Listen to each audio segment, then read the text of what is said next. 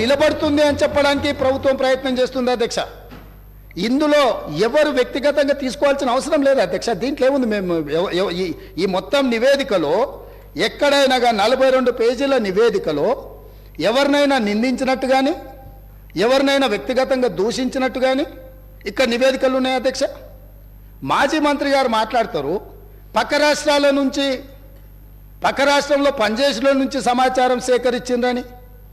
ఇదేనా పద్ధతి అధ్యక్ష? 10 సంవత్సరాల నుంచి తెలంగాణ నిర్మాణం కోసం అహర్నిశలు కష్టపడి పనిచేసిన మన రాష్ట్ర అధికారులను ఈ రకంగా అవమానించడం కరెక్టా అధ్యక్ష?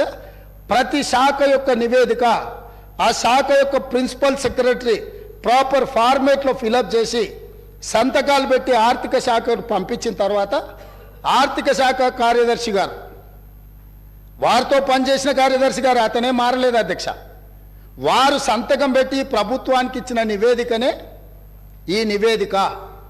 కాబట్టి వారికి ఏమైనా అనుమానాలు ఉండి వారిలాగానే మిగతా వాళ్ళు కూడా వ్యవహరిస్తారని ఏమైనా అపోహలు ఉంటే తొలగించుకోండి. కొత్త ప్రభుత్వం ఏర్పడ్డప్పుడు వేలాది మంది మమ్మల్ని వచ్చి కలుస్తారు అధ్యక్ష. మేము మీలాక కక్షాపూరితంగా కలవడానికి వచ్చిన వాళ్ళను అగౌరవపరిచే విధంగా, అదేవిధంగా వాళ్ళని తక్కువ చేసి చూపించే విధంగా ఇట్లా చేయము అధ్యక్ష. ఒకవేళ అట్లనే అనుకుంటా అధ్యక్ష, ఒక్క మాట అడగదలుచుకున్నా, మీరేదో వివరాలు బయట పెడతామని అంటారు. నేను ఒక ఫోటో మీకు చూపించదలుచుకున్నా అధ్యక్ష. ఈ ఫోటో చూడండి. వీరు ఇక్కడ పక్కన ఉన్నాయన డాక్టర్ వైఎస్ రాజశేఖర రెడ్డి గారు కీర్తిశేషులు. ఈ పక్కన ఉన్నది ఎవరో మీకు తెలుసు కదా అధ్యక్ష. వీరు ఆ రోజు స్వయంగా వెళ్ళి ఆనాటి ముఖ్యమంత్రి గారిని వ్యక్తిగతంగా కలిసి వాళ్ళ మధ్యలో ఏం చర్చ జరిగిందని నేను వివరాలలో జోలికి వెళ్ళదలుచుకోలేదు అధ్యక్ష. ఈరోజు నన్ను ఎవరైనా ముఖ్యమంత్రిగా ఈ రాష్ట్రానికి బాధ్యత తీసుకున్న తర్వాత ఎన్నో రకాల సంస్థలు, వ్యవస్థలు, వ్యక్తులు వాళ్ళు మమ్మల్ని వచ్చి కలుస్తారు. అది మర్యాదపూర్వకంగా కలుస్తారు.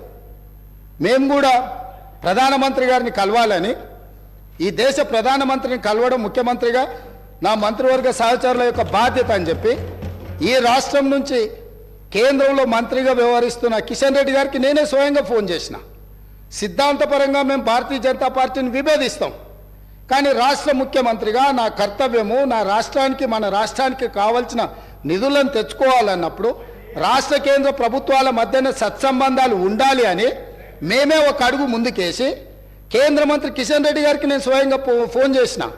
మీరు ఒకసారి ప్రధానమంత్రి గారితో మాట్లాడండి, మనం వెళ్ళి కలుద్దాము, మనకు రాష్ట్రానికి సంబంధించిన ఏమైనా నిధులు తెచ్చుకునేది ఉంటే డెఫినెట్గా చేద్దామని.